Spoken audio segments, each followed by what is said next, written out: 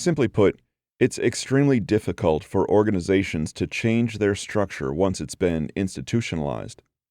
As a result, organizations are suited for gradual, modest changes that leave their processes and outputs intact.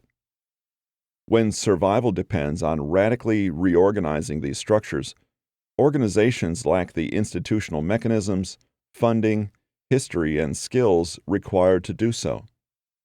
In other words, rapid adaptation that puts insiders at risk is not a natural function of organizations. Institutionalized resistance to systematic, risky transformations makes sense when change is gradual and incremental. As a result, organizations that aren't specifically designed to adapt very rapidly and take risks, changing their stripes as it were on the fly, are designed to fail when conditions switch from linear to nonlinear. Every organizational structure is optimized to function in specific conditions and produce specific outputs.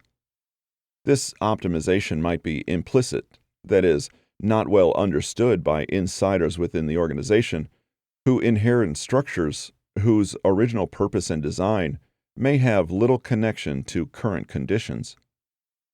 In this sense, optimization is akin to specialization in the natural world, where natural selection optimizes some species for specialization to exploit a specific niche, while other species are optimized for a wider range of conditions. The narrower the specialization, the greater the vulnerability to changing conditions.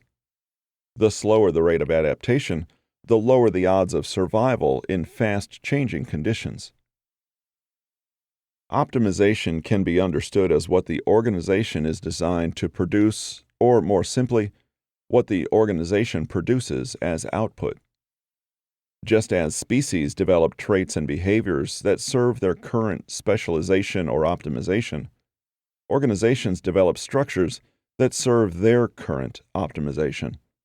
These include structures for decision-making, collecting information, acquiring inputs, producing outputs, distributing rewards, limiting risks, and managing feedback. The output isn't limited to the stated primary purpose. It includes a wide range of tangible and intangible secondary outputs. For example, a university's primary output is the education of its students and the issuance of diplomas. But universities also produce stable employment, and if they have the necessary structures, they may produce research and alumni networks that encourage and support new enterprises. They may also generate intangible output such as prestige. Universities can also generate student loan debt that cripples their students. What's actually being optimized can be quite different from the purported output. If the diploma issued by the university has lost its market value, and the students graduate with little measurable learning, then the university isn't optimized for its purported purpose, education of students. It's actually optimized to benefit insiders. This is the natural evolution of organizations with centralized power structures. Insiders have compelling incentives to maintain their power and income at the expense of the organization's output. Every organization has a power structure, a mechanism for processing inputs into outputs, distributing benefits, and making decisions. It could be autocratic, hierarchical, or participatory. These structures lend themselves to optimizing certain conditions. Once those conditions change, few organizations are able to adapt to new conditions if the adaptation requires a fundamental reordering of the power structure. Very few individuals or groups voluntarily relinquish power and income, even for the good of the organization. People cling very tenaciously to the self-serving belief that whatever changes need to be made can be done while leaving their positions and power intact. In other words, insiders prefer to conserve the status quo rather than increase the resilience of the organization, because the costs and redistribution of power required to increase resilience come at the expense of insiders. This divergence between the needs of the organization and the incentives of insiders to maintain the status quo is ultimately fatal to the organization. This divergence manifests as political expediency, short-term thinking, magical thinking, and denial. In short, insiders are incapable of recognizing and addressing problems if taking curative action disrupts the power structure. This inability to accept the necessity of radical change is intellectual and cultural. Rather than being flexible, versatile, and seeking to promote variability within the organization to strengthen adaptive capabilities, insiders do more of what's failing or failed. Culturally, the required changes may be outside the institution's behavioral norms, or so far off their radar they don't even register as possibilities, much less necessities. Anyone daring to propose such changes is sacked or exiled as threats to the status quo. Such institutional culling of those willing to pursue needed changes dooms the organization, as it lacks both the structures and leadership needed to institutionalize flexibility, versatility, and variability. Developing and maintaining such structures requires an investment of resources that doesn't make sense in stable eras. Once change shifts from linear, gradual and predictable, to nonlinear, unpredictable and volatile, the organization lacks the time and ability to develop these structures. It's too late. Ironically, the very success of an organization in optimizing linear stability hampers its ability to adapt to nonlinear instability. This dynamic is visible throughout history. States collapse from the weights of their greatest expansion and optimization. The very success of their status quo structures makes them highly vulnerable to collapse once conditions change, as insiders lack the capacity to see problems for which the only solution is the dissolution of their institutions and power. All systems need feedback, and what Nassim Taleb calls skin in the game, accountability and consequence. This is the essential structure of classic markets. Customers' decisions to buy is feedback on demand and price, and suppliers provide cost and availability feedback. Enterprises that lack feedback or ignore it lose sales and are eventually forced to close their doors. Feedback, accountability, and consequence are the core dynamics of markets. Bureaucracies excel at blunting or eliminating feedback, accountability, and consequence. Why risk negative consequences if the organization enables avoidance of accountability and consequence? If we combine these factors, we understand why so few organizations, and states which are simply large organizations, are resilient when linear, predictable stability is replaced by nonlinear, rapid change. They lack the structures needed to counter the intrinsic brittleness of organizations that optimize avoidance of accountability and consequence.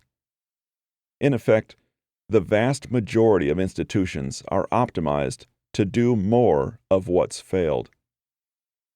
It's particularly difficult to accept that structures that once conferred an adaptive advantage are now maladaptive. Paolo Rognini has proposed an evolutionary dynamic which he terms vestigial drifting drives, the natural propensity to maintain behavior far beyond the time when the triggering motivation has been removed. This propensity also manifests in organizations as extreme resistance to the realization that all the processes that have been optimized for decades to produce a specific output, a structure and output considered highly advantageous, are not just no longer beneficial, but now are, in fact, active hindrances to desperately needed adaptations. We can imagine a university, for example, that appoints a committee to study how the university might adapt to the rapidly changing economy.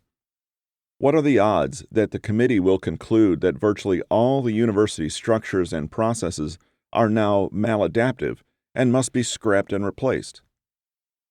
We can now understand why apparently robust states collapse with such regularity. Their institutions, and the state itself, were optimized for a period of linear stability insiders assumed was permanent, and so flexibility, versatility, and variability were weeded out as unnecessarily costly and disruptive. As a result, core institutions lacked the structures that optimized rapid adaptation. The ingrained bias within organizations is to conserve whatever worked well in the past, including the existing power structure. As non-linear change overwhelms the organization, those in power will sacrifice the organization itself, perhaps unwittingly, rather than see their power diminished. From the perspective of those in power, their control is the glue holding the institution together. The possibility that the power structure is itself the cause of the institution's failure simply doesn't compute. Even if well-meaning leaders are willing to sacrifice their personal power, large institutions lack triggers that would signal the need for radical reorganization. In small businesses, the triggers are falling sales and profits. Owners who ignore these triggers are soon driven out of business. While these signals also raise alarms within institutions, large organizations have the resources to paper over warnings. Institutional maladaptation is gradual. Insiders respond to declining output by moving the goalposts, i.e., the definition of success, and making window-dressing changes to how expenses are accounted. Institutions are also prone to vestigial drifting drives that no longer offer selective advantages. For example, publicly funded institutions are programmed to respond to cuts in their budget as existential threats that demand the equivalent of war. Devoting resources to defend the budget made sense in flush times, but it is maladaptive when the institution's output is clearly falling and public funding is tightening across the board. The resources squandered on a losing battle to maintain funding would have been better spent on radically remaking the entire institution to become flexible, resourceful, and adaptive. The typical organization lacks the structure, history, and leadership to upend a dysfunctional power structure and shift resources from well-understood processes to new and untried processes. And so, the organization does more of what's failed, pushing whatever it is optimized as the solution, even when the problem cannot possibly be solved by the structures and processes of the past. What organization will invest resources during stable times to maintain what appears to be an unproductive waste of time and effort, i.e., versatility and flexibility? Why create structures that have the potential to disrupt the status quo? Insiders have no vested interest in supporting institutional structures that could someday diminish their power and perquisites. Rather, they have every incentive to ruthlessly eliminate such structures to preserve the status quo that serves their interests so well. Unlike the resilience embedded in genetic and epigenetic codes, it's costly to maintain the structures of rapid adaptability in human organizations. Why would any organization make the sacrifices necessary to maintain these capabilities if the need for them isn't even currently there? The only exceptions are organizations that must adapt rapidly to survive, a common example being small businesses in rapidly evolving fields. To survive, these enterprises may have to change not just their product line, but their location and their organizational structure. They may not even be in the same business a few years hence. To avoid perishing, these organizations must overcome all the nonlinear dynamics that arise, not because of poor leadership, poor policies, or ideology. Rather, they arise from the very structure of the organization itself. The challenge of adapting to profound changes and extreme variability. The dynamics of natural selection are not limited to organisms. Human systems also conserve traits that aid survival. The core survival trait is adaptability, the innate ability to generate variations as the species comes under pressure, and propagate those variations that enable the species to adapt to new realities. Adaptability is scale invariant, meaning that it's true for individuals, species, organizations, and societies. The traits of flexibility, versatility, and variability are all the key dynamics of adaptability and thus of survival. Adaptation or evolution is complex. It's a fool's game to predict which specific traits will prove beneficial in a new environment. Those organisms or organizations that optimize a narrow band of specific capabilities at the cost of versatility can be driven to extinction by even modest changes in their environment. Optimally, organisms and organizations must find a way to both adapt to gradual long-term changes in their environment and also survive sudden variability that exceeds the normal range. For example, extremes of drought, heat, financial crises, war, etc. But optimizing for gradual changes versus optimizing for sudden extremes require different capabilities. Adapting in nature, natural selection. Many traits are conserved to serve the normal or preferred environment of the species. For example, a bird's beak lengthens to enable it to feed on long stem flowers that are abundant in its habitat. But other traits must also be conserved to meet the most challenging conditions the species might face. These traits will only reveal their value in extreme conditions where the habitat is disrupted by highly variable conditions. This critical aspect of adaptability is known as variability selection, the conservation of traits that favor versatility and flexibility, traits which enable species to survive fast-changing, highly variable conditions. In other words, adaptability includes selecting traits that enable the species to adapt to gradually changing conditions, for example, rising temperatures, and the ability to survive short-term fluctuations that disrupt the normal environment.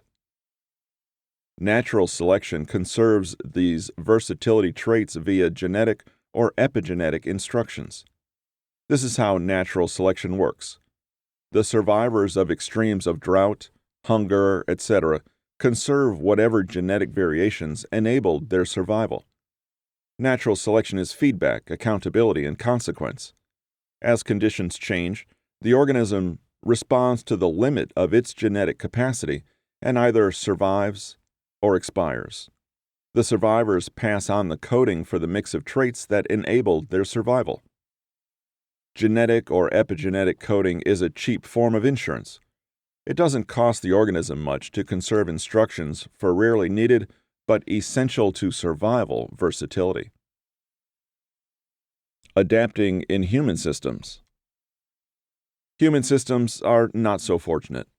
In human systems or organizations, the ability to survive extreme fluctuations must be consciously developed and maintained. Maintaining flexibility is not free. There are costs to maintaining this adaptability, and in times of stability, these costs appear to be superfluous. One example is redundancy, the maintenance of spare capabilities. Carrying a spare camp stove while backpacking, for example, may seem like needless extra weight, as long as the primary camp stove is functioning, but should the primary stove fail, it suddenly seems brilliant to have packed the auxiliary stove. Some forms of redundancy are cheap, for example, buying a spare wrench to have on hand should the primary tool break. But others that require testing and maintenance are costly. The higher the cost of redundancy, the greater the skepticism in periods of stability as to its value. Another example is a buffer. Let's say a bank maintains 5% of its deposits as reserves to cover depositors withdrawing their money. This buffer is adequate during periods of relative stability, but should a financial panic trigger a widespread urgency to withdraw cash from banks, the bank's buffer will quickly be expended and the bank declared insolvent. A more conservatively managed bank might maintain a buffer of 10%, and as a result it survives the panic, but only at the cost of foregoing the profits that could have been earned by lending out that additional 5% buffer. A third example is versatility. If a construction-related problem arises and the full extent of the situation is unknown or ambiguous, does the manager dispatch 4 workers who each know only one trade? Or is there one versatile worker who has all 4 skills who can be sent out? A fourth example is dissent, variations that challenge the narratives and assumptions of the status quo. This includes skeptical inquiry, the introduction of new ideas, and experimentation. You see the point.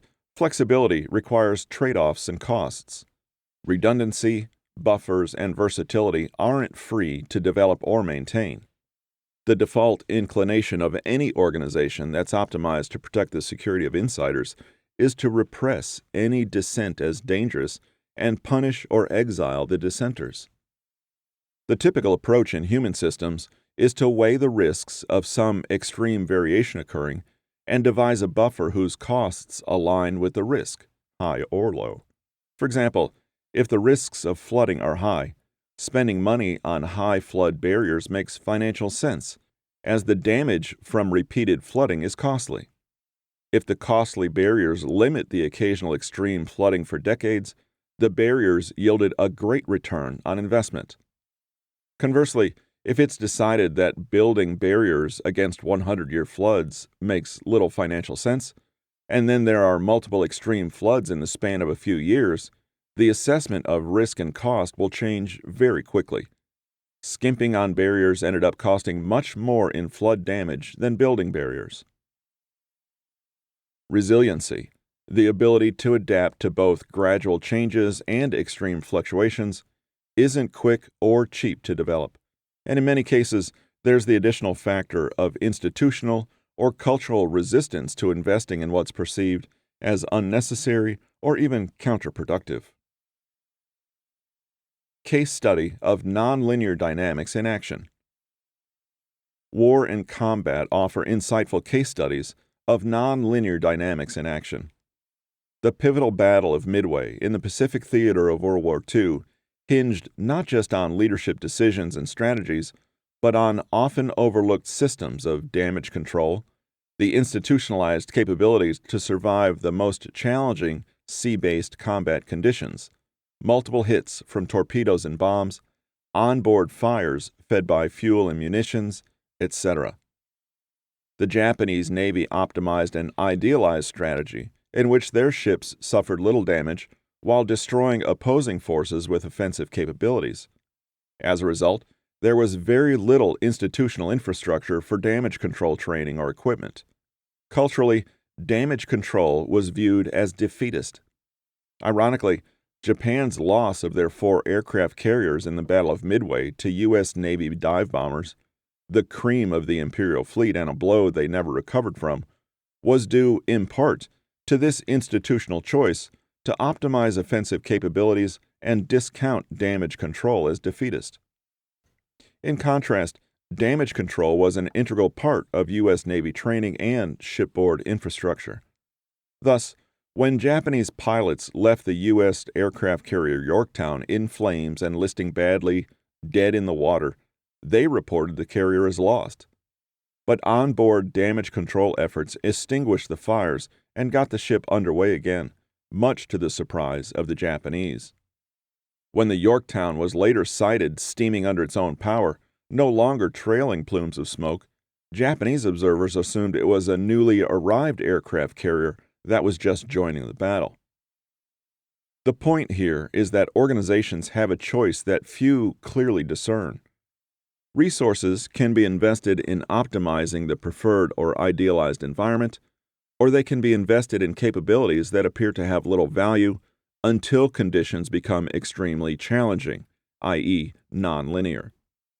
Those who presume such conditions will never arise, or overestimate the resilience of their systems, belatedly discover their presumption leads to disaster. To recap, using the pivotal carrier-based battle as an example, every blue water navy had to adapt to the profound change in naval strategy from relying on surface warships to air power based on aircraft carriers. Those who failed to adapt were destroyed in the first contact between their surface ships and carrier-based air power. But this was not the only essential adaptation. Navies also had to evolve an ability to operate carrier battle groups that integrated surface ships and submarines to protect the carriers. In other words, developing the offensive capacity of aircraft carriers was only half of what was required to survive combat. Navies also had to develop defensive capacities to protect their carriers from enemy attacks. As well, navies that developed flexible carrier group capabilities had a greater range of options in the highly non-linear environment of warfare. If a rigidly organized, i.e., optimized for specific scenarios, highly centralized and tolerant of dissent, naval forces meets an opposing force that is more versatile and has a greater capacity to survive nonlinear conditions, i.e., optimized for flexibility, the rigidly organized force may prevail if the conditions of the battle align with its idealized optimization. But if conditions change rapidly or veer outside the optimized scenario, the more flexible force is likely to carry the day, even if it has fewer assets. This brief analysis helps us understand why apparently robust states collapse in crisis. They appeared robust in normal conditions because their institutions were optimized for a narrow range of stable conditions they reckoned was permanent. But stability is never permanent. Things change and often generate feedback loops that strengthen the destabilizing effects of what at first glance looked like a minor problem. This is the essence of a non-linear system. Multiple feedback loops interact in difficult-to-forecast ways. Returning to our example of damage control in the Battle of Midway, the true cost of leaving their aviation fuel lines exposed was only revealed to the Japanese leadership when all 4 of their aircraft carriers had been reduced to infernos by relatively few hits. In one case, a single bomb destroyed the entire carrier by igniting fires that could not be controlled once aviation fuel and munitions were ignited. Those focused on optimizing offensive combat operations were blind to the costs of underinvesting in the capability to survive extreme challenges. And even if they realized the true cost of discounting damage control and sought to fix this deficiency, there was no easy or cheap way to distribute the needed infrastructure, training, and culture throughout a fleet that was steeped in tradition and orthodoxy, an organization that was intolerant of dissent. Those who suppress dissent as a danger to the status quo are in effect eliminating a key component of adaptability and resilience: the unpredictable variability of individuals' insights and questions. Developing institutional knowledge and infrastructure takes more than just investment, time, and training. It requires replacing the previous mindset and slowly nurturing a new one that requires not just the nuts and bolts of new equipment and training, but an institutionalized openness to dissent.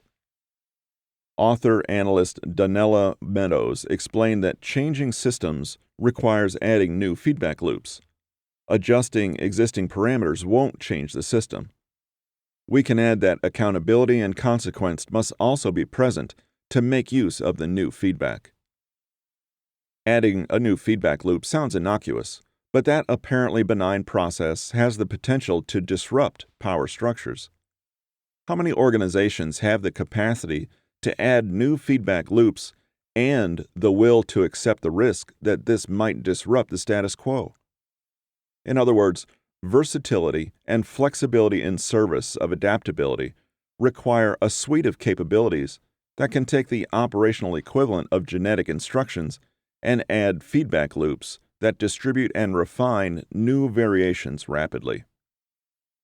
Very few institutions have the capability, will, or means to throw off their own organizational and cultural dysfunction.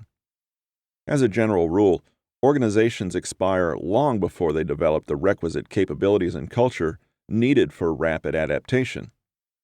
The cumbersome processes and glacial timelines that function in periods of stability are fatal in eras of non-linear change. A national strategy that doesn't understand the organizational limits of adaptability will fail in a spectacularly unexpected fashion. Assuming that optimizing the present stability will be successful because this stability will endure into the indefinite future is a well-trod path to collapse.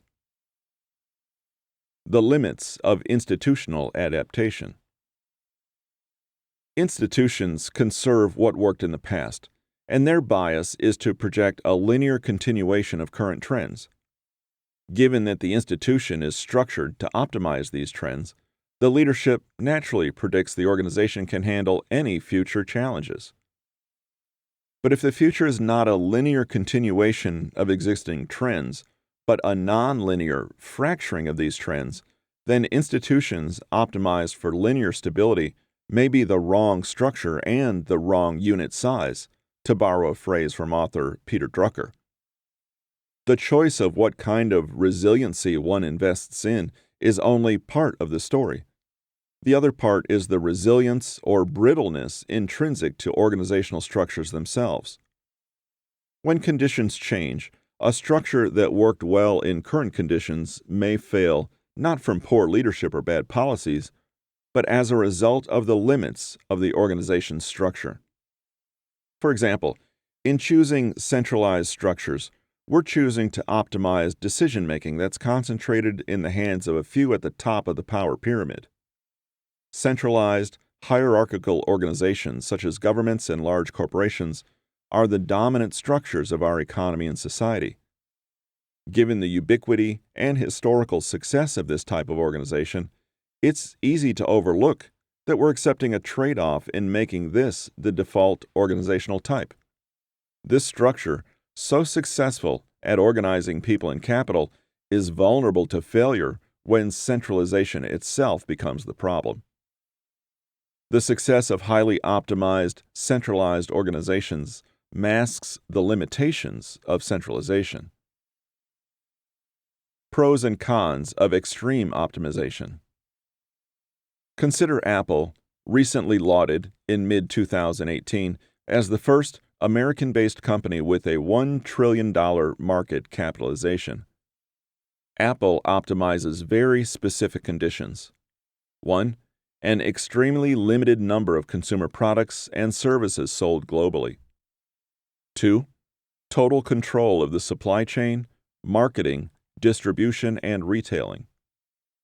3. Tight integration of software and hardware. 4. Obsessive attention to design and functionality of the products. And 5. Careful management of the brand to optimize its uniqueness. Feedback, accountability, and consequence are in the company's DNA.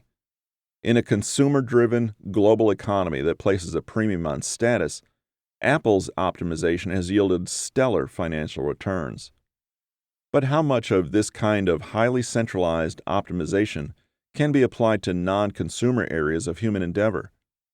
Is this model of centralized control, pursuing extreme optimization, successful everywhere it's used, or is its success limited to specific conditions? Optimization can itself be a weakness, as this is the structural equivalent of monoculture, optimizing output by growing one crop and eradicating all insect pests, competing plants, etc. Monocultures are linear systems, and as long as nothing nonlinear occurs, it seems like the maximal productive structure. But nonlinearity is endemic, and so eventually a blight arises that is immune to herbicides, or a pest evolves resistance and the entire monoculture is wiped out. Growing multiple varieties of the same crop might reduce the yield but increase resilience, while growing a wide range of crops as well as multiple varieties of each crop would greatly increase adaptability and versatility. Variety and variability are core dynamics of resilience and adaptability. Should conditions change, the extraordinary rewards of extreme optimization might vanish, and the institutional limits of centralized control becomes a point of failure. Going back to the example of the Imperial Japanese Navy's optimization of carrier-based offensives, who questioned this optimization after its remarkable success at Pearl Harbor? Yet, even as the victorious aircraft were landing on their carriers, the seeds of their demise were already planted in the optimization trade-offs that invested so little in damage control. Increasing centralization has been a successful strategy for empires and enterprises for millennia, as it enables command and control of far-flung holdings and the unification of goals, resources, and labor.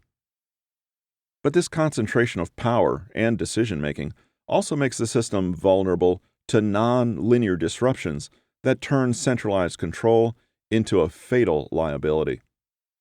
The point here is the model of highly centralized organizations optimized for specific processes work well in stable eras where conditions change incrementally.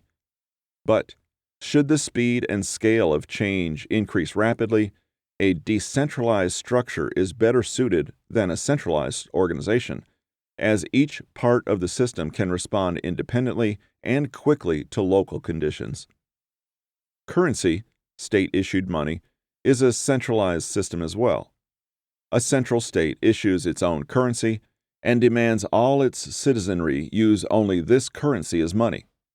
That's advantageous to the state, but not necessarily to its people, as Venezuela has recently witnessed with its destruction of the purchasing power of its currency, the bolivar.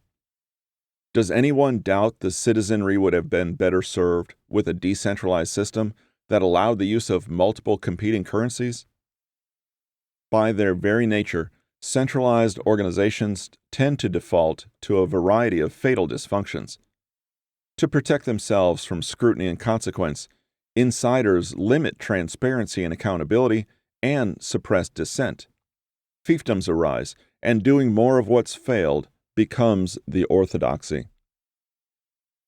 Once its charismatic leader Steve Jobs was forced out, Apple drifted to these defaults, leaving the company just 90 days from insolvency within a decade. To save the company, Jobs revolutionized its culture and structure.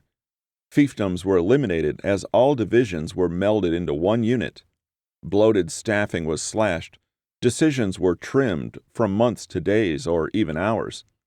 Management was flattened to the board of directors and a management team, and the entire company was focused on a very few products and priorities. But this sort of radical transformation of centralized organizations are rare. Institutions are programmed to cling to what no longer works, even as new dynamics emerge that the institution is ill-equipped to adapt to. No institution or division of an institution will voluntarily surrender its power, prestige, or budget merely because it's failing. Instead, insiders seek to protect themselves from accountability and consequence. This is the nature of institutions that conserve stability and continuity.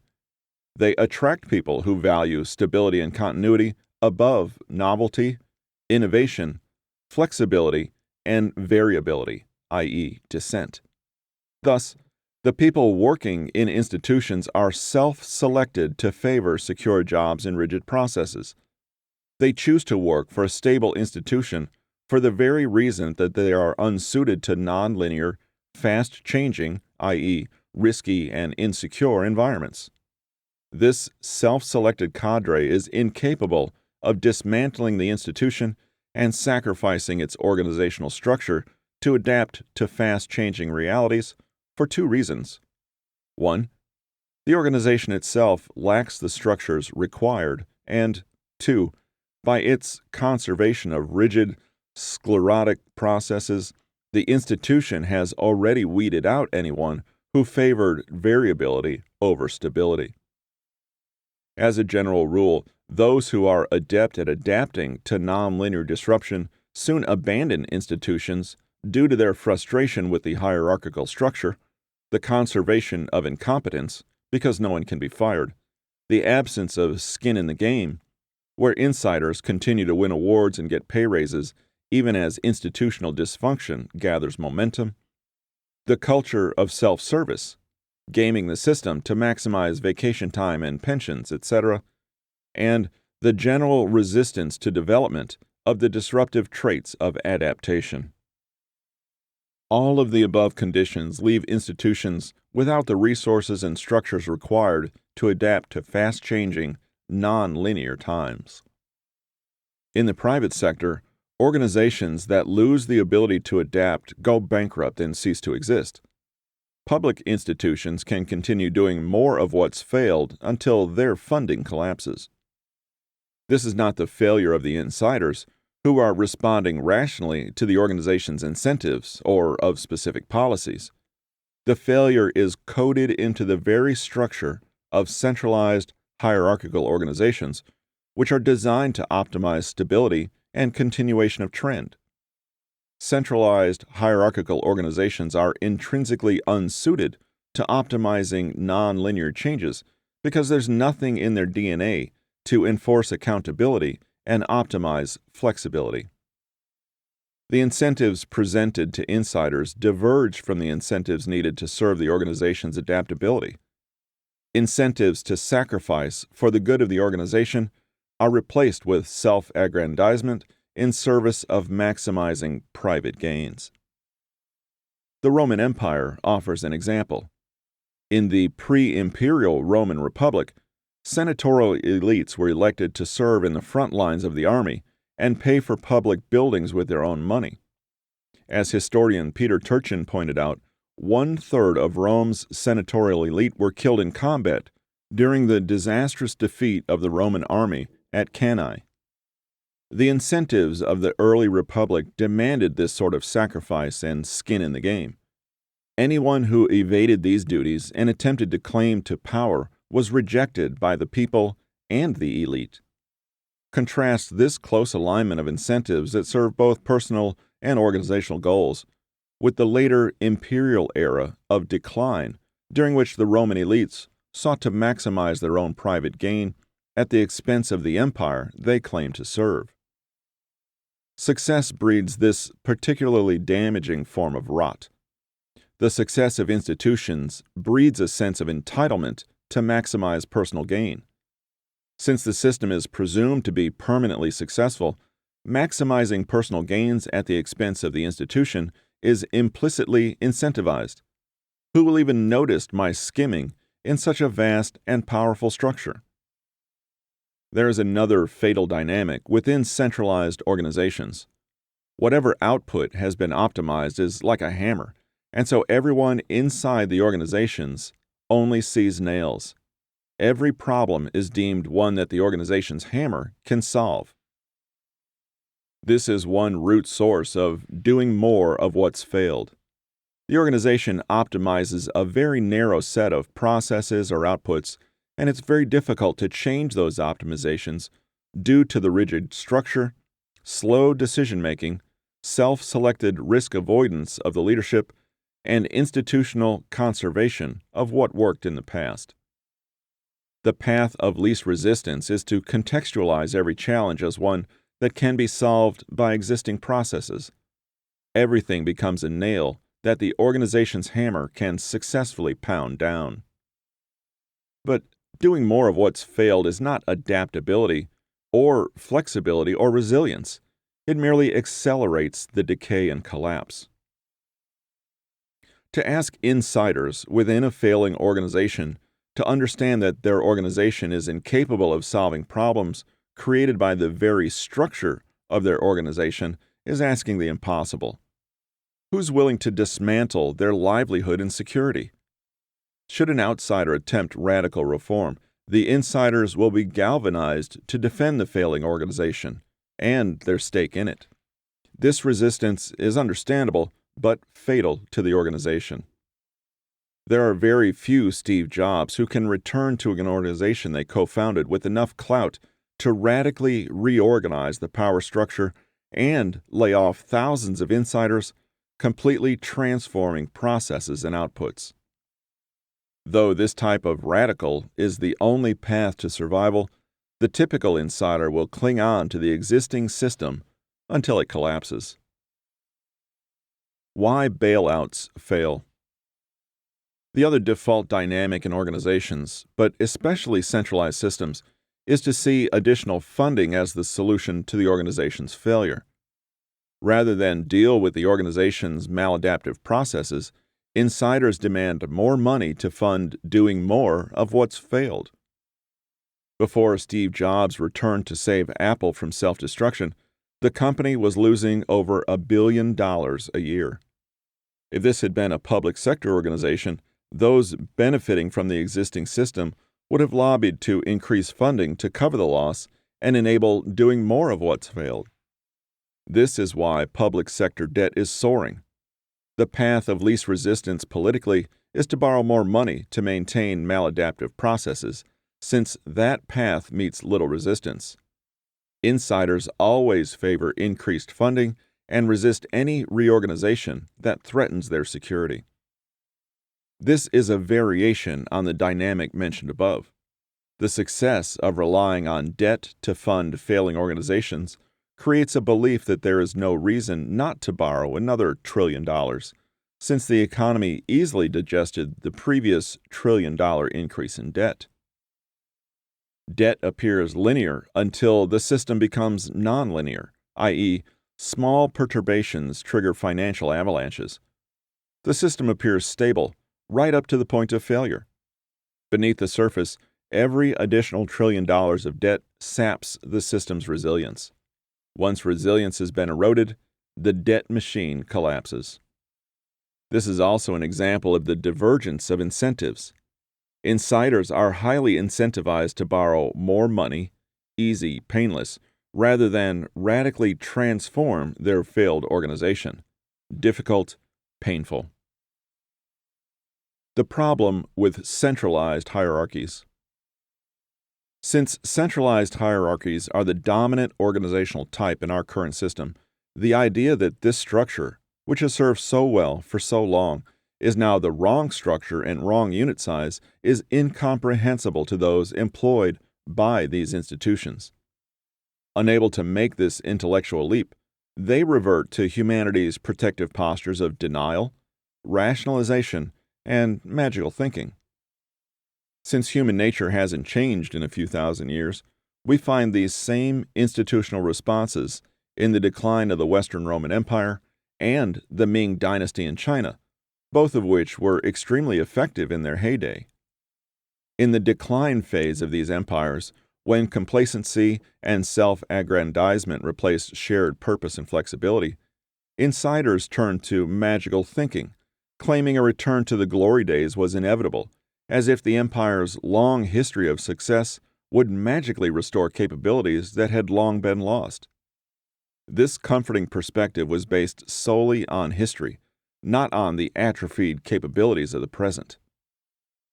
The irony is that the very structure of centralized hierarchies dooms any system to collapse that suddenly needs to optimize fast adaptation. Centralized organizations are incapable of fast adaptation for all the key reasons laid out in this section. They are the wrong structure and wrong unit size, and no centralized organization will voluntarily give up its power, wealth, and control when everyone in the organization is presented with powerful incentives to keep doing more of what's failed. There's another self-defeating dynamic intrinsic to centralized organizations: the false sense of security created by authority. In the early stages of non-linear crisis, centralized organizations still have the wherewithal to enforce compliance to new rules. But as the crisis deepens, the cost of enforcing obedience rises, and the structure of enforcement decays. The organization's ability to provide incentives also decays as costs rise and funding unravels. In the late stages of Imperial Roman decline, multitudes of orders were sent down the chain of command, but there was no longer an incentive to compel obedience. The system of accountability, checking on who was obeying and who wasn't, also decayed, so the stick of punishment and the carrot of reward lost their influence over those far from the center of power. The power to enforce obedience gives the leadership a false sense of control, and thus confidence that they can resolve the crisis by bending the organization to their will. But brittle, sclerotic organizations staffed with self-serving, risk-averse managers cannot be willed into a flexible, fast-responding structure. The institutional infrastructure simply doesn't exist and cannot be created on the fly, any more than Japan's imperial fleet could make damage control a priority with a flurry of orders. Regardless of how leadership responds, the initial burst of obedience doesn't actually solve the core problems. It simply staves off disaster for a short time at great cost. Obedience in centralized hierarchies is another manifestation of a central flaw in this organizational type. It's too easy. When it's too easy to issue commands that must be obeyed, to borrow money to paper over systemic failure, to eliminate transparency and accountability with a bureaucratic thicket of complexity, nothing new is created, nothing difficult is solved. The default pathways are trod until the path collapses into the abyss. As a thought experiment, let's ask, if we wanted to design an organization that would appear stable in calm seas, but fail once storms arise, what processes, structures, and incentives would we build in? The ideal structure for guaranteeing collapse would be as follows. Inflexible, lacking versatility. A power structure that concentrates decision-making in a few hands who have been selected to be risk-averse and linear in their thinking. Processes that lack transparency and accountability. Diverging incentives that favor maximizing personal gains at the expense of the organization. Dependence on debt. Fierce resistance to any reorganization that trims the power or pay of insiders. Incentives for doing more of what's failed. And so on. Every trait of centralized hierarchies we've discussed in this section. Organizations that lacked adaptability, flexibility, versatility, and variability lack resistance. When slow linear change is replaced by rapid nonlinear change, they have neither the structure nor the capability nor the time needed to develop resilience. Despite their apparent stability, collapse is the only possible output of brittle, maladaptive structures that optimize doing more of what's failed. You may have noticed that I haven't mentioned ideology or political affiliations in this discussion. The reason is because ideology and political affiliations play no role in the dynamics being discussed.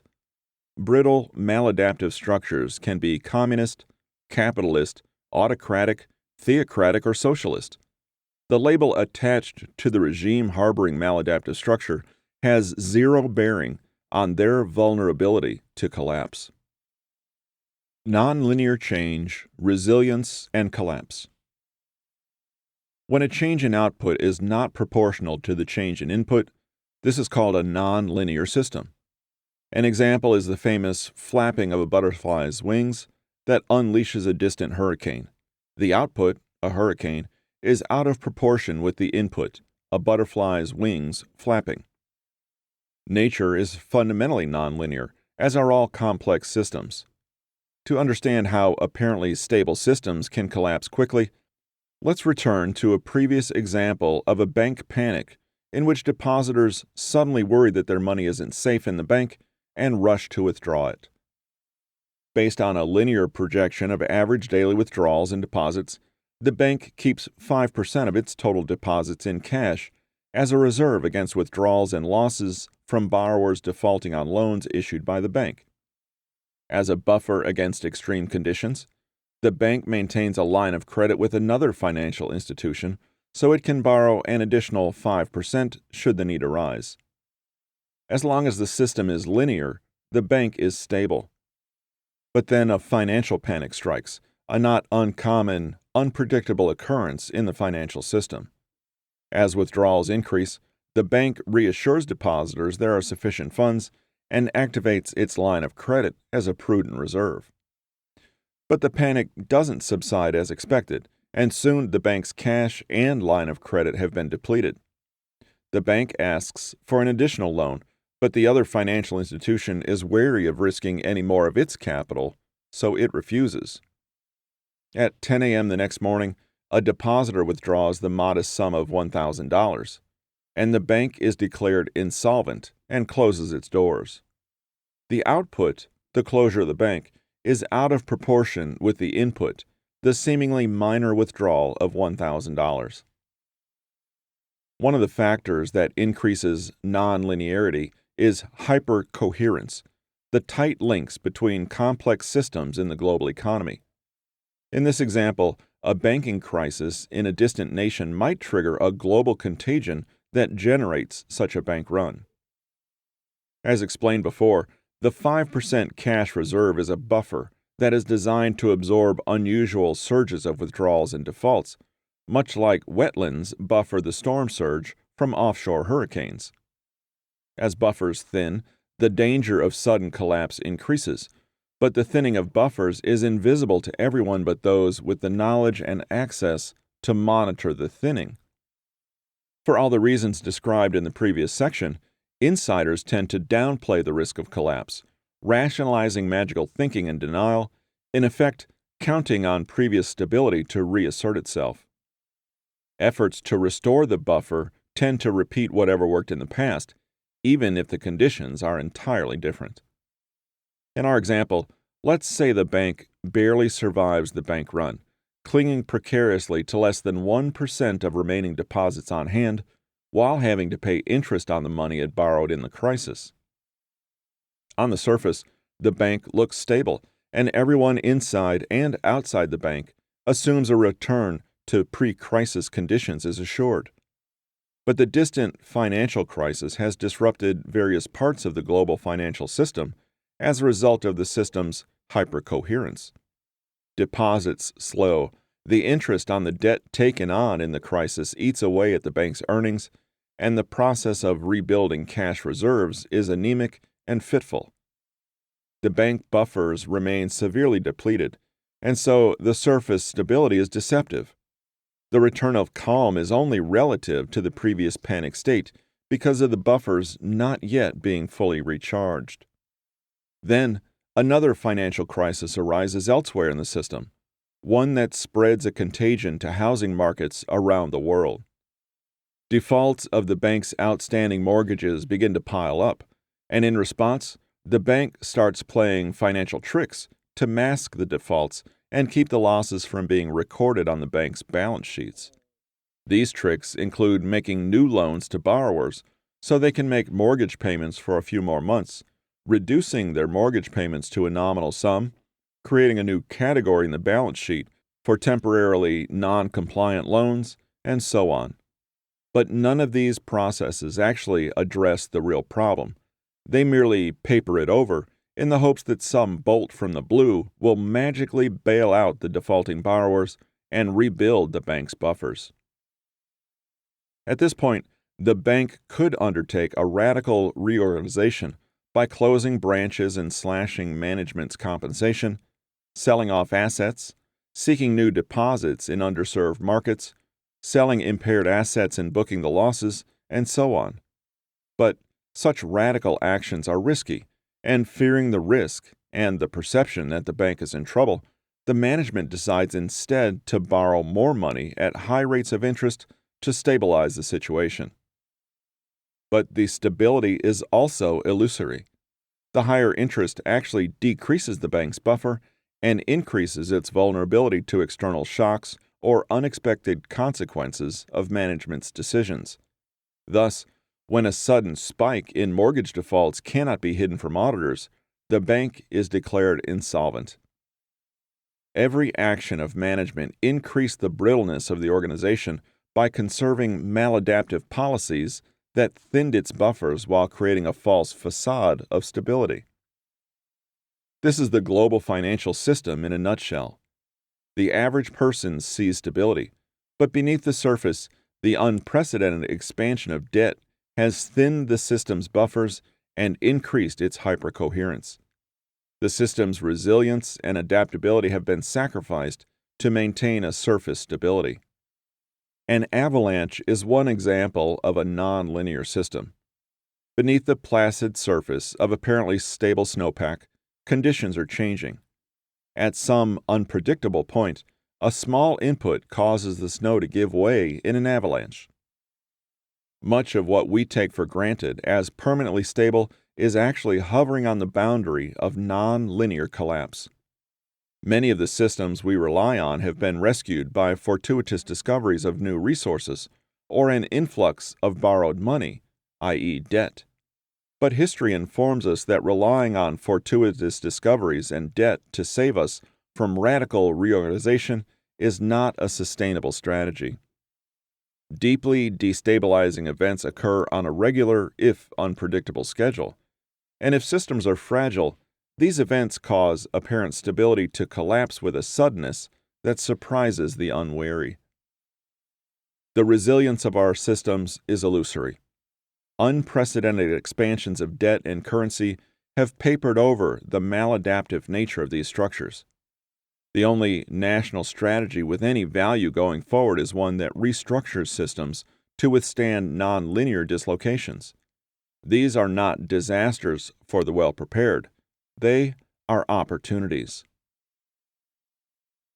The economic sources of nonlinear crises: energy, finance, and resources. The global economy is dependent on three material systems: fossil fuels, finance, and natural resources, fresh water, soil, minerals, lumber, etc., what some call the natural economy, as these resources are knitted together in ecosystems. The three are deeply intertwined, as the financial sector supplies the immense sums of capital required to discover, develop, and deliver fossil fuels and other resources.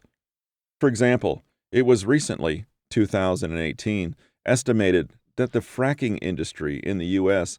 has lost a cumulative $5 billion in the past few years of operation. This illustrates the essential role that cheap, abundant credit plays in the energy sector.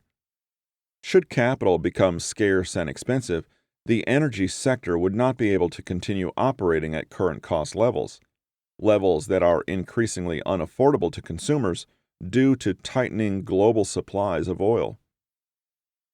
Energy has always been the master resource in civilization.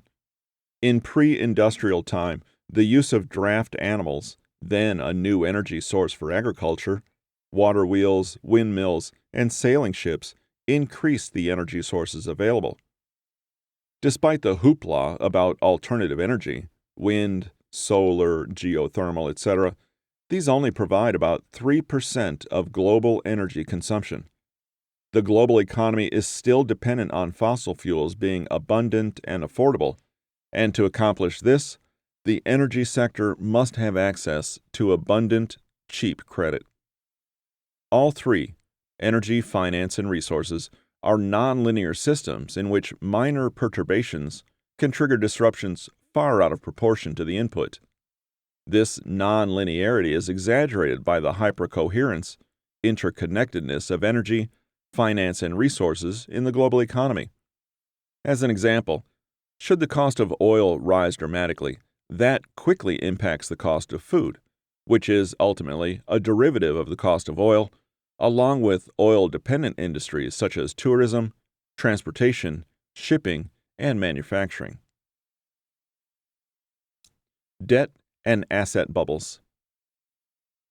Our economy, society, and state are now completely dependent on expanding debt and speculative bubbles, dynamics I've discussed in my previous books. As evidence of the non-linear nature and fragility of debt-based growth and speculative bubbles, recall that the global financial meltdown of 2008 and 9 resulted from defaults in subprime home mortgages, which constituted a modest corner of the global financial system, roughly $500 billion in a global financial system of approximately $300 trillion in assets. The implosion of subprime debt triggered a relatively minor reduction in the rate of expansion of global credit, and this slight perturbation in the rate of credit expansion very nearly collapsed the entire global financial system. Central banks issued trillions of dollars of quantitative easing, guarantees, zero-interest lines of credit, and other giveaways to the banking sector to save the brittle, fragile system from imploding. The central bank's solution to this brittle fragility was to inflate another brittle, fragile simulacrum of prosperity via speculative bubbles in stocks, bonds, and real estate. These bubbles have added some $30 trillion in wealth to U.S. households, but the non-linear nature of speculative bubbles has been masked by an unprecedented decade of central bank inflation of these assets. Recall that central banks once lowered interest rates and offered low-cost lines of credit to banks for a few months during a recession. Now, central banks have been shoveling monetary stimulus into the financial system for 10 years, including direct purchases of bonds and stocks in the trillions of dollars. This unprecedented scale of essentially permanent intervention begs the question, what are they afraid might happen if they stopped the unprecedented stimulus? The fact that only now, at the end of a decade of stimulus, are central banks daring to take baby steps toward a less manipulated market reveals the fragility and brittleness of a hyper-coherent global financial system that is totally dependent on accelerating credit expansion to maintain the semblance of stability. The system's dependence on speculative asset bubbles is underappreciated by the public and the managerial elites. The basic issue is the ratio of earnings needed to service the debt and have enough left to support the consumer spending that is the lifeblood of the global economy, and the total debt owed. In the most general sense, the nation's GDP, gross domestic product, is a measure, however imperfect, of the real-world economy's ability to service debt.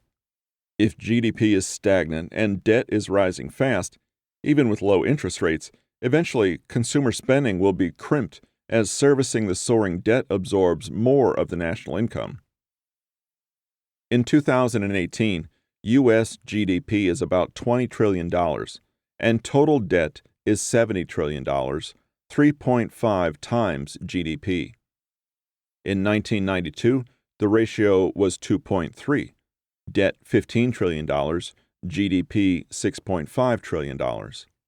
In 2001, the ratio was 2.85, debt $30 trillion, GDP $10.5 trillion. In 2008, at the height of the financial crisis, the ratio hit 3.7, debt $54.6 trillion, GDP $14.7 trillion. This shows that the ratio of GDP to debt has barely improved from the crisis level of 10 years ago. It's also useful to compare GDP with the valuations of assets.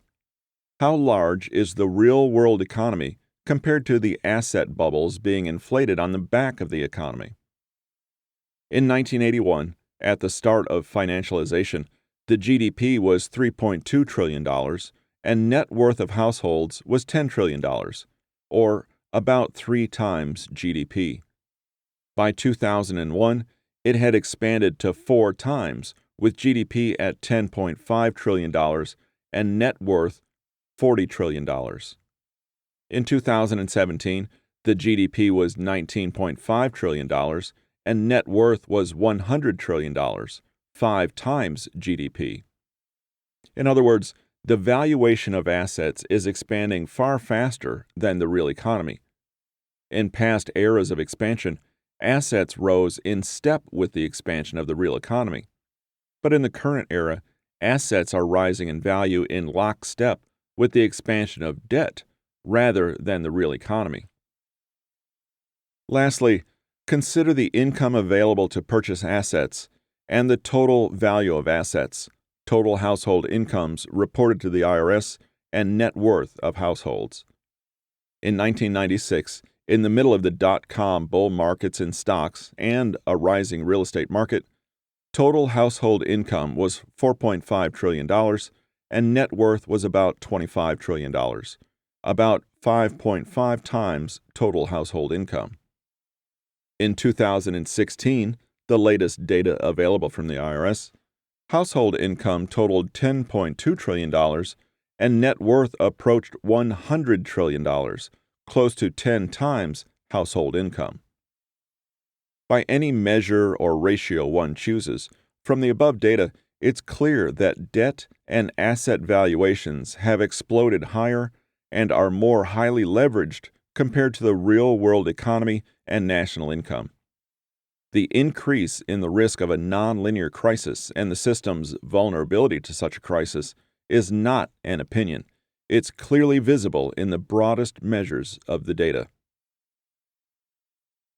Dependence on growth. As for growth, the global status quo has one article of faith shared by everyone, from communists to theocrats to free market capitalists. Growth is the one necessity for increasing prosperity. The idea that the planet has limited resources that are accessible at costs we can afford does not factor into this faith. The belief is that growth will overcome every obstacle and continue forever, or at least until the sun expands and burns the earth to a crisp some billions of years in the future. This faith in growth overlooks the inherent nonlinearity of the resources required for growth: fresh water, conducive weather, fertile soil, minerals we can afford to mine and process, etc., and on the nonlinearity of debt and leverage. Other economic costs. Complicating our understanding of these nonlinear systems is the incompleteness of our economic models in terms of measuring externalities, such as the systemic costs of pollution, loss of biodiversity, and the second-order consequences of markets driven solely by the goal of maximizing profits by any means available. These costs are ignored in the current measures of economic activity. Energy, finance, and resources are tangible, nonlinear systems that we see in daily life, and so we intuitively grasp their foundational roles in the global economy. But there are also non-tangible, nonlinear systems that are integral to the stability of any economy: social mobility, which includes opportunities to participate in the power structure and acquire capital, and shared purpose, which is the core of social cohesion. When these traits are lost, the economy becomes fragile and the state is ripe for disorder and dissolution. Though economists rely on data-centric models such as aggregate demand to explain the economy and finance, what's lacking is an understanding that economies are social constructs. Economic models appear to have explanatory value in stable ears, but as social constructs, economies are intrinsically nonlinear systems prone to disorder. The narrow confines of current economic models have no conceptual tools for understanding the nonlinear nature of social constructs. Consider the dynamic of wealth and income inequality. Econometric models offer essentially zero insight into the transition when equality shifts from being linear to nonlinear. At some point, rising wealth and income equality become nonlinear, and the status quo breaks down in social disorder. Aggregate demand and similar concepts offer no predictive value or insight into the collapse of the social construct due to extreme wealth and income inequality. Economics is equally useless in understanding how rising prices can shift from linear projections. For example, if the cost of beef is rising, people will substitute cheaper meats, to nonlinear revolution and the overthrow of the state. Historian David Hackett Fisher illuminated the correlation of rising prices and social upheaval in his book, The Great Wave: Price Revolutions and the Rhythm of History. And historian Peter Turchin has written extensively on integrative and disintegrative phases, cycles that correlate with archaeological data such as coin hoards, which become common in times of disruption and conflict. Turchin listed 3 conditions that characterize disintegrative phases of profound social disorder. 1. Stagnating real wages. 2. The expansion of a parasitic elite class. And 3. Deterioration of state finances. These socio-economic cycles of expansion, stagnation, and decline are based on rising demand for resources that are abundant and affordable in the beginning of the cycle. But by the end of the cycle, demand exceeds supply, and resources become increasingly unaffordable or unavailable at any price. Our economy is optimized for very specific conditions of energy, finance, wages, and resources. Mass consumption of goods and services funded by cheap credit, rising real wages, low inflation, and cheap, abundant energy and other natural resources. If any of these conditions are unavailable, the system breaks down and generates nonlinear political and social discord. When energy costs spike, recession follows as night follows day. When credit costs soar, consumption falls. When earned income stagnates as costs climb, mass consumption declines and the economy contracts. The era of cheap, abundant liquid fuels, low inflation, and stable work or wages is ending. The erosion of these fundamentals has been papered over with tens of trillions of dollars in newly issued currency and credit. But issuing more currency and credit hasn't changed the fact that the easy-to-extract oil is fast depleting, that the earnings of the bottom 90% have stagnated despite monumental stimulus, that credit costs cannot be suppressed without creating vast imbalances, and that central bank stimulus has vastly increased wealth, income, political power, inequality that are unleashing nonlinear political and social disruption. We will discuss the nonlinear dynamics of energy, credit, capital, labor, and inflation in a later section. The social dynamics of instability. Supply-demand imbalances are not the only sources of nonlinear disruptions in social constructs. As Turchin explains, the power structure of any society is not simply a hierarchical pyramid with a ruling elite at the top demanding obedience of everyone below. Turchin identified the degree of solidarity felt between the commons and aristocracy as a key ingredient of the Republic of Rome's enormous success. Turchin calls this attribute of social structure vertical integration. In Turchin's work, vertical integration refers to the sense of purpose and identity shared by the top, middle, and bottom of the entire wealth-power pyramid. One measure of this vertical integration is the degree of equality-inequality between the commoners and the aristocracy. In his book, War and Peace and War, The Rise and Fall of Empires, Turchin tells this anecdote. Roman historians of the later age stress the modest way of life, even poverty, of the leading citizens. For example, when Cincinnatus was summoned to be dictator, while working at the plow, he reportedly exclaimed, "My land will not be sown this year, and so we shall run the risk of not having enough to eat." In other words, successful civilizations have a shared sense of purpose, what Turchin describes as a lack of glaring barriers between the aristocracy and the commons, and a shared willingness to sacrifice in which the elites sacrifice more than the commoners for the common good. Thus, societies in which commoners can better their social and financial status are more resilient than societies that enforce servitude with little social mobility. The reason is self-explanatory, but profound. If commoners have a stake in the system, they're willing to sacrifice to maintain it. But if they're oppressed by a tiny elite, the destruction of that leadership by another elite offers a faint hope of better treatment by the new elite. History reveals that advanced societies require a managerial class, and this managerial elite can take many forms: secular, religious, commercial, etc. As Turchin observed, complex societies in integrative phases generate expansive managerial elites, and the pool of aspirants who want to join the elite class grows proportionately. But in the disintegrative phase, an economy's ability to support an ever-expanding elite class decays, and so the society produces more elite aspirants than available elite positions. Those who expect to join the elite class who are left behind create a rising pool of disgruntled, marginalized outsiders who feel entitled to managerial positions. This class of disenfranchised elites destabilizes the status quo, as expectations and relative status are the foundations of human action, not measures of absolute wealth. We measure the wealth and status of others to assess how well we're doing, not the physical attributes of our well-being, quantity of food available to us, shelter, etc. As a result, the decline of social mobility is a more potent force than economic measures of income inequality suggest. As the economy decays under the pressure of rising prices and stagnating wages, state revenues decline.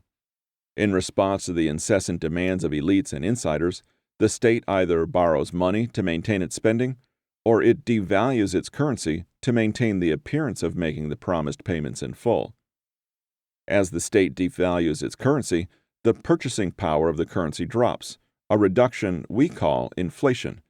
The identical good now costs more because the purchasing power of each unit of currency has declined. We can add a fourth dynamic to Turchin's forces of disintegrative declines, decaying state finances and the marginalization of entitled elites, the loss of shared purpose, and the decline of social mobility. The corrupting influence of affluence. Previously, we considered the economic and social dynamics that appear stable, but which are non-linear due to hypercoherence and the inherent fragility of social constructs. There is a third source of non-linearity, which we might call the dynamics of decadence. As affluence becomes the norm that is widely assumed to be permanent, shared purpose and sacrifice for the common good is replaced by self-absorbed decadence and an ethos of maximizing personal gain. In his seminal essay, The Fate of Empires, Sir John Glubb listed these core dynamics of imperial decline.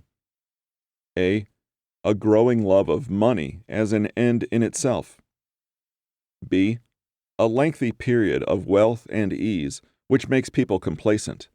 They lose their edge. They forget the traits, confidence, energy, hard work, that built their civilization. C. Selfishness and self-absorption. D. Loss of any sense of duty to the common good. Glubb included the following in his list of the characteristics of decadence: an increase in frivolity, hedonism, materialism, and the worship of unproductive celebrity.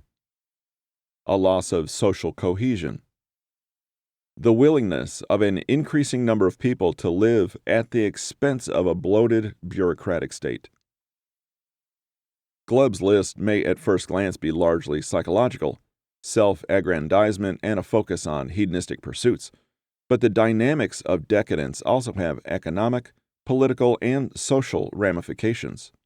First and foremost, the aristocratic financial and political elites secured their position at the expense of social mobility by erecting barriers that protect them from competition from the lower ranks. In effect, they eliminated the risk posed by change by rigging the system to their benefit. To fund their extravagant lifestyles, they took more of the earnings of those below them, widening the inequality between the aristocracy and commoners to extremes. Turchin reports that where the patricians of the Roman Republic had 10 or 20 times the wealth of an average Roman citizen, by the late stages of that empire, the elites possessed up to 200,000 times the wealth of an average commoner. The heavier burdens on the productive class and the decay of social mobility divested commoners of a financial stake in the system, and the concentration of political power in an oligarchy disenfranchised them of political influence. When social mobility and shared purpose are lost, there's little motivation to contribute to a system that benefits the few at the expense of the many. People respond by reducing their productive participation and becoming dependents of the state, a phase captured by the phrase bread and circuses in the late Roman era, when a significant percentage of Rome's populace received free bread and access to costly entertainments in exchange for their political compliance. Disenfranchised commoners with few prospects for advancement form a volatile political class. A small event can trigger a non-linear explosion that threatens the stability of a status quo that benefits the few at the expense of the many. To counter this threat, in Rome, the elites bought the compliance and complicity of the masses with the aforementioned bread and circuses. Thus, as Glubb noted, the willingness to live off the state is a reflection of general decadence. If there's no other hedonistic pursuit within financial reach, then bread and circuses will do. As the eventual collapse of decadent empires attests, bread and circuses are no long-term substitute for social mobility, low barriers to accumulating capital, and a political state in the system. In the present era of decadence, universal basic income, UBI, is the modern equivalent of bread and circuses. But buying off the disenfranchised doesn't transform an unstable system into a stable system.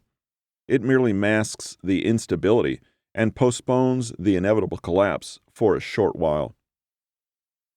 The core belief of decadent eras is that the status quo is so powerful and permanent that it can withstand the predations of the few and the bread and circuses lavished on the many. This is, of course, a false confidence. Every status quo is a social construct that is inherently nonlinear. The decline of productive sectors, the divestiture of commoners from ownership of productive assets, and the political disenfranchisement of commoners hollow out the economy and the society. The failure to embrace adaptation and new ideas.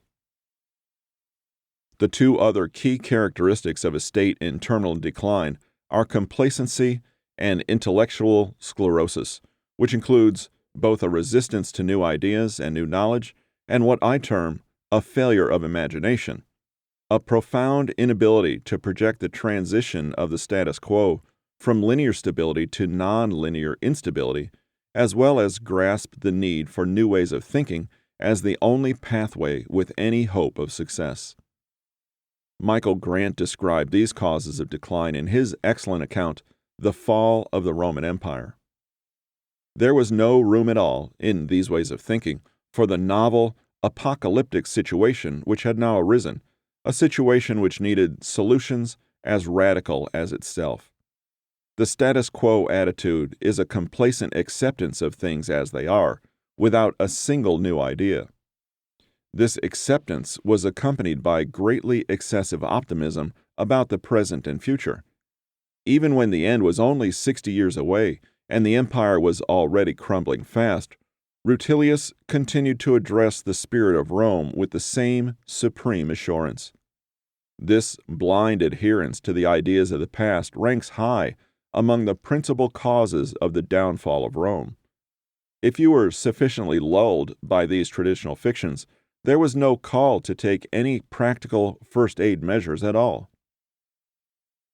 These two failings, a complacent reliance on past grandeur and the rejection of new ideas, characterized the Chinese imperial court in the Ming dynasty, 1368 to 1644 AD, and the subsequent Qing dynasty, 1644 to 1912 AD.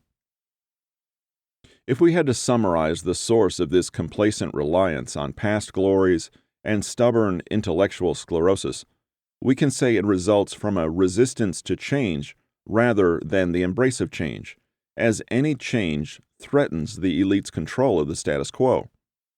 Change is the mortal enemy of entrenched elites, who understand that change is unpredictable and thus a grave risk.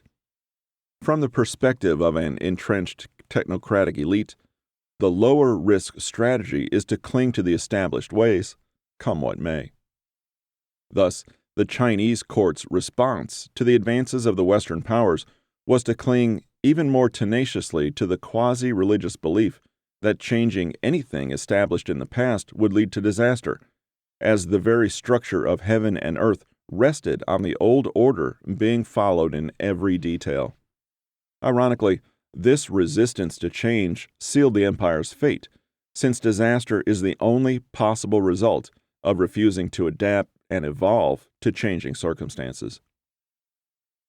This is the ontological failing of all entrenched elites. Adaptation will always be riskier than clinging to the past, i.e., doing more of what's failed. And so the institutional muscles and nervous systems required for successful adaptation atrophy to the point that the elite's reluctant willingness to adapt as collapse looms is too little, too late. The diminishing returns of complexity. A number of authors have explored the role of increasing complexity in the demise of advanced civilizations, including Joseph Tainter and Thomas Homer Dixon. As complexity increases, costs increase, while the benefits of adding more complexity diminish. Increasing complexity without commensurate increases in selective advantages pushes systems closer to the boundary between linear stability and nonlinear instability. The astonishing rise in the complexity of our everyday life is self-evident, as are the resulting increases in time, effort, and money required to navigate this complexity. Increasingly, systems no longer function as planned, and sorting out the problems is a major project. This is not just the result of hyper-coherent complexity outgrowing our ability to manage interconnected layers of complexity. It is also the result of institutions protecting their employees and masking the organization's ineffectiveness by generating bureaucratic thickets, or moats, if you prefer that analogy, that hamper transparency and accountability. Ironically, the drive to reduce costs and increase efficiency serve to increase the fragility of complex systems, as redundancy is stripped out as an unneeded expense, buffers are thinned by just-in-time deliveries, staffing is cut to the minimum, and senior workers are retired to lower costs. The ubiquity of advanced software might be expected to simplify complex processes, but this is not the case. For example, simple building permits that once took a day to process now take months. Examples abound in every aspect of everyday life. Thousands of pages of new regulations issued by self-serving bureaucracies generate millions of lines of software code and require millions of hours of labor with very little real-world payoff. The lines at the Department of Motor Vehicles get longer, not shorter. Complexity predates computers. The disintegrative stage of empires feature flurries of orders and regulations that no longer have any effect.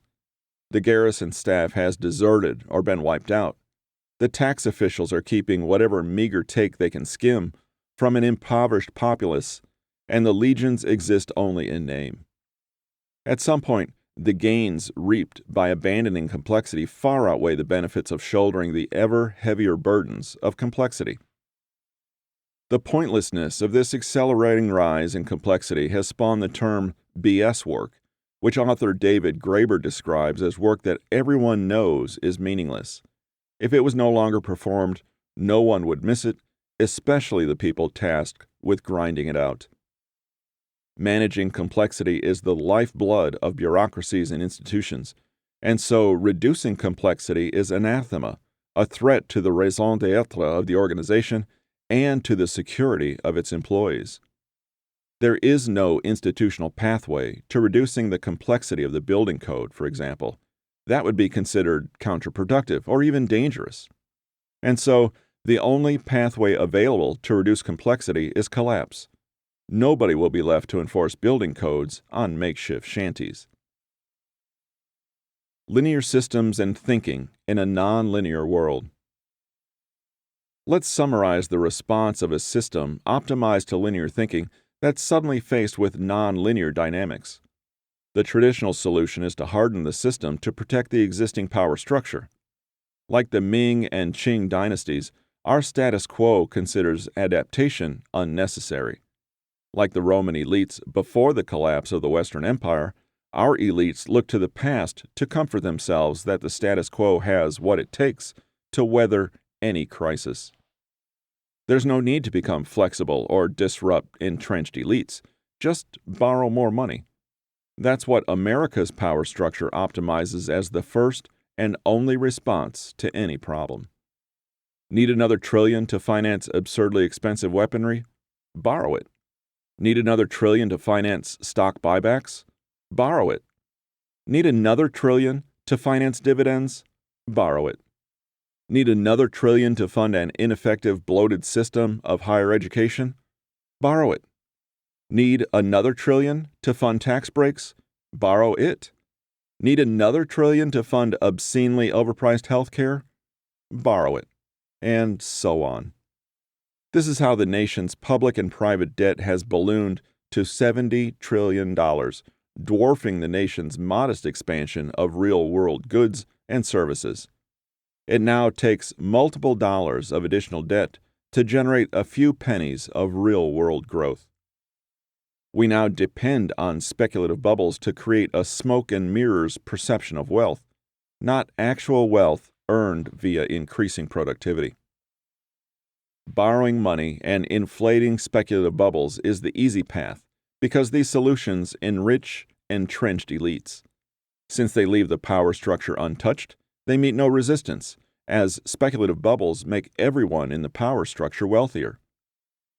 America's centralized power structure optimizes linear projections of current stability to support complacent predictions of future stability. The nation's elites grossly overestimate the stability of the status quo and grossly underestimate the non-linearity of the nation's financial and social systems. The cost of these make-believe solutions appear modest and the gains outsized as the erosion of systemic resilience is hidden from view. Just as few in the power structure foresaw the non-linear consequences of the collapse of subprime lending in 2008, few grasp the non-linear consequences of exponentially rising debt and wealth-income inequality. Those who do are stymied by the system's resistance to structural change. The power structure's response to the one nonlinear crisis of this era, the global financial meltdown of 2008 and 9, is telling. Monumental efforts were made to avoid any change in that power structure. The nation's central bank and treasury bailed out the financial sector with tens of trillions of dollars in subsidies, backstops, and loan guarantees, protecting the system from any adaptation that could have disrupted the entrenched elites. The managerial elites then engineered a decade of stimulus to expand public and private debt and inflate an unprecedented hypercoherent speculative bubble in virtually all assets classes. In other words, the power structure pulled out all the stops to create an illusion of prosperity. That the speculative wealth created was completely lopsided in favor of the top 5%, and within that elite in favor of the top 1%, was not viewed as a flaw. The system is optimized to produce such asymmetric gains. The immense damage done to the nation's buffers against future crises by these solutions is safely hidden from view. That is the nature of nonlinear systems. Thinning buffers issue few warning signs that collapse is imminent. The managerial elites fail to see the causal connection between their solution to the crisis and soaring wealth-income inequality, a dynamic that is pushing the social order into nonlinear instability. When the social order destabilizes, increasing credit and speculative bubbles won't save the system. In other words, the power structure's solution didn't actually stabilize the system. All it managed to do was widen the crisis from the financial sector to the social and political orders. America's power structure is unprepared to navigate nonlinear disruptions in finance, energy, resources, and social order. The managing elites don't understand the nonlinearity of these structures and the potential for cascading collapses triggered by minor perturbations. What the managerial elites think they learned from the 2008 and 9 crisis is, we can borrow and manipulate our way out of any nonlinear crisis. This explains their tone deafness to the brewing social nonlinearity of soaring wealth inequality and political oligarchy.